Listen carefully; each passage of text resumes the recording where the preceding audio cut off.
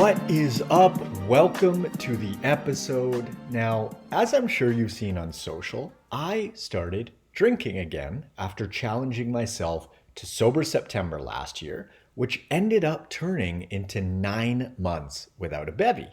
If you're interested and haven't listened already, I put together 2 podcast episodes thus far around this whole personal booze experience of mine, which are episode 158, titled 10 Things That Sober September Taught Me, and episode 176, titled Insights from 6 Months Sober. Now, throughout the majority of the 9 months, I was basically taking it day by day. And I had a few moments where I thought, a drink would be kind of nice right now, but obviously not nice enough to actually have it, otherwise I would have.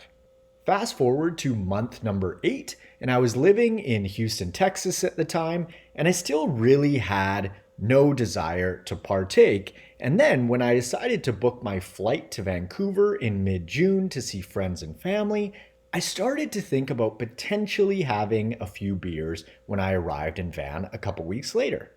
Vancouver has an incredible craft beer scene, and I thought about getting together with buds and enjoying some brewskis, and so the wheels started turning a little bit. After a week or two of thinking about it, I decided I'm going to have a few beers at some point this summer. About 4 or 5 days after arriving in Van, I met a great friend of mine at a local brewery, and I had a Reuben sandwich on rye bread with a side salad and a delicious stout. Now, if you're not sure what a stout is, it's a dark beer, and a classic example is something like Guinness. The stout was so good, and it was super interesting because I actually had no desire at the time to actually get drunk or even really a buzz. I just wanted that craft beer taste, and it was awesome. I did stop at one. I didn't feel buzzed, which I thought that I actually would have because I hadn't had a drink in ages, but I was stone cold sober. A few days later, it was a Friday, and I decided to head out with 3 buds, and I told myself, I'm just going to go with the flow. And wow, speaking of flow, the drinks were fucking flowing. I think we ended up going to 3 different restaurants. It was a boozy night, and I wouldn't change a thing. I had so much fun. However, it was definitely overkill. I was pretty rough around the edges the following day, but again, wouldn't change a thing. I'm fully content with the choices that I made because I went into it with awareness. It was a conscious decision.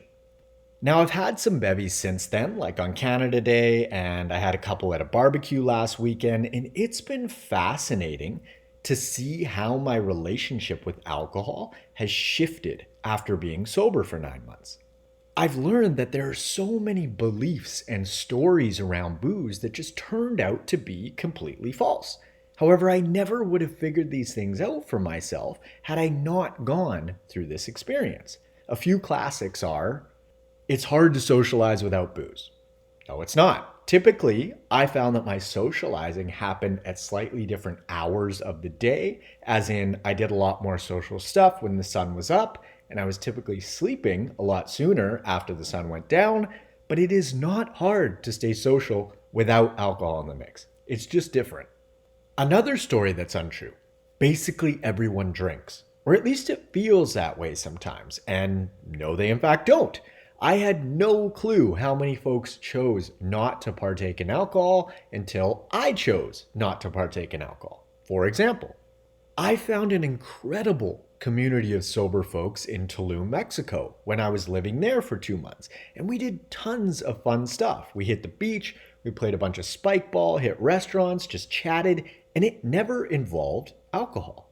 A decent number of folks smoked weed, but lots didn't too. I did smoke weed twice over the 9 months, and personally, weed just doesn't do it for me like it used to. It's just not really for me anymore. And so I just stayed essentially stone cold sober. It was great. I also found plenty of people that didn't drink in Playa del Carmen, where I lived after Tulum. Tons of folks didn't drink in Playa, and it's thought to be a fairly big party city. The same goes for Tulum and just Mexico in general. But this is one of those things where if you're not going out of your way to be sober, typically you're going to come across far fewer sober folks, just because you're going to be in a lot more situations where alcohol is at the forefront. Makes sense, right? It also makes me think of the quote, "You are the average of the 5 people that you spend the most time with," and just how important environment is. Meaning, if you truly want to drink less, hang out with folks in situations that don't involve alcohol. Just like if you want to eat healthier, surround yourself with more fit folks. Environment is a massive factor in our behavior, a much bigger factor than we give it credit for. Another story that hears that you can't have fun without booze. I had so much fun sans alcohol. It was an amazingly enjoyable 9 months. So it turns out that there are fun things to do that don't involve booze. Who'd have thunk it? It's interesting. Now when I have a drink or maybe two and then stop, I find that I typically just get kind of tired. And so what I now know that I used to do was drink through that tiredness and never really feel it because I just have another drink and another drink and another drink. So now I'm like, do I want to have a bevy or two and feel that, or would I prefer to just skip drinking altogether tonight? The coolest part of this process has been that the way that I relate to alcohol and my relationship with it now is forever changed. I can just feel it. It is different. For example, it's got so much less of a pull over me. And so it's truly a choice that I'm making versus before feeling like the alcohol was choosing me to a degree. Now, I'm fully aware that I was putting the bottle to my lips and no one else. However, it didn't feel like as much of a choice as it truly was until having this experience. Simply put, what I'm saying is that I was addicted on a certain level. Addiction is obviously a spectrum, but it's just so easy to say things like, well, there are tons of people that drink way more than I do, or I don't drink nearly as much as some of my friends. But what I like to come back to with stuff like this is, personally, I don't want to compare myself to most people because that is an incredible way to be incredibly average. And there's nothing wrong with the middle of the bell curve per se, but for me, that's just not what I want. I want to live an above average life, as far as how I define it at least.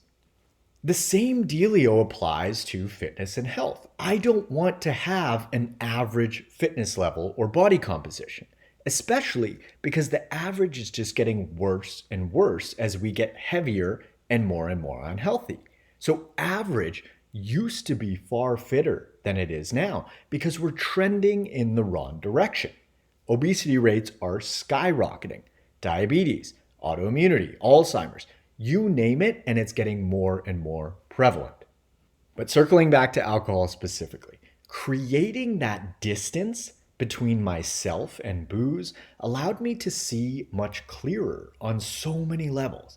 And this is called the dirty windshield effect. You know when you're on a road trip and you get onto the highway and bugs begin to splatter on your windshield, you really notice it, right? Well, at some point, your windshield gets so dirty and filled with bugs that you don't notice any new bugs at all. And then you pull off the road and hit a gas station, clean your windshield, hop back on the highway, and all of a sudden you start noticing the bugs splattering again. It's so important to clean your windshield once in a while so that you can see what you are in. Because if your windshield is dirty 24/7, that becomes the new norm. You are a fish in water, right? I created distance from alcohol in order to truly see the role that it was playing in my life. And this happens with nutrition and lifestyle as well. If you're eating poorly, you're carrying around excess weight, your digestion is off, and your energy is low, that becomes normal. That is a bug-filled windshield. And the only way to truly experience and understand what having a clean windshield is like is to eat better, shed that excess weight, square away your digestion, and improve your energy.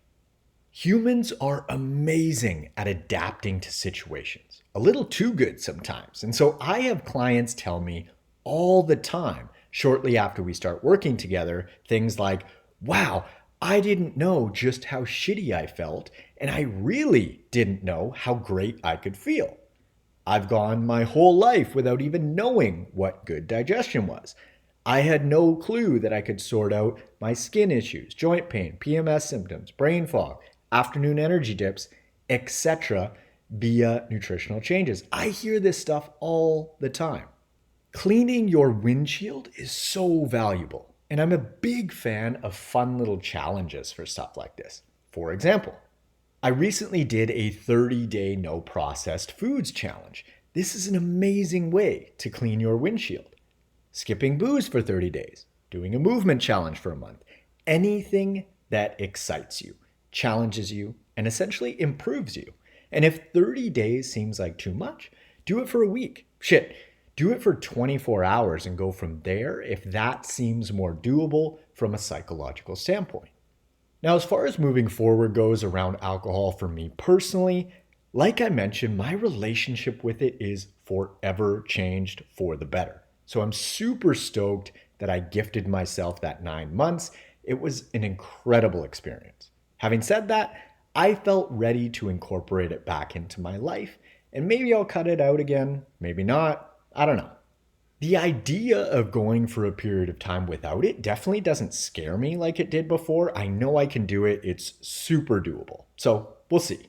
What I know for sure is that I'm not going to be drinking as much as I did before, simply because I know that it's just not a fit with what I want.